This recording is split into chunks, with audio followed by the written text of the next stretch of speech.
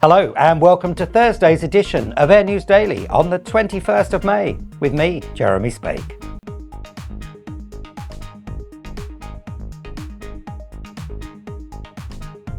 Dutch low-cost leisure airline Transavia has embarked on a major restructuring plan aimed at restoring profitability as competitive and operational pressures intensify at its two core airports, Amsterdam Schiphol and Brussels National. The carrier is confronting a sharp rise in operating costs, tougher competition across Western Europe and strict slot constraints at both airports, a combination that limits growth whilst pushing expenses upward.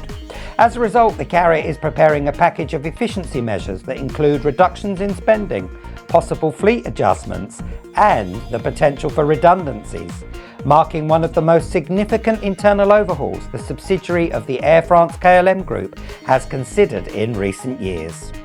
The airline's CEO believes that the plan is essential if it is going to protect its long-term viability.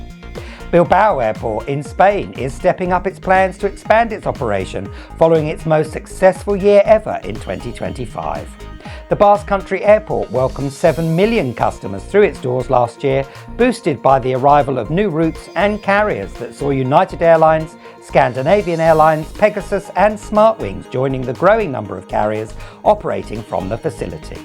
And the good news for the airport is that United returns on the 31st of May with its seasonal route to Newark, building on last year's inaugural success. I must say, I do love the terminal. It reminds me of the TWA facility at JFK's Terminal 5 in New York. Aussie carrier ASL Airlines Australia, formerly known as Pioneer Australia, has signed a sale and purchase agreement for the takeover of Airworks New Zealand and Australia freight business as it continues its expansion across the continent. Elements of Airwork Holdings went into receivership last July, and since then the administrators have been seeking a buyer, and subject to due diligence and the satisfaction of customary conditions, the search is probably over. ASL Airlines Australia is a member of the ASL Aviation Holdings Group, an Irish-based ACMI specialist, and operates a fleet of BAE 146 and 737 freighters across Australasia. Chinese authorities have now confirmed their anticipated order for 200 Boeing aircraft that will be delivered over the coming years. The precise makeup of the order and which airlines in China will receive them is not yet known, but the Ministry of Commerce in Beijing has said that the order also includes guarantees for aircraft engine parts and components, a wise move if you don't mind me saying, which it feels is necessary to ensure the stability of the fleet, and I can't disagree. As further details are released, we will update you, and there's no doubt there's been a sigh of relief in Seattle as this is a much needed order for the US plane manufacturer. Whether it will lead to Donald Trump's prediction of 750 aircraft remains to be seen.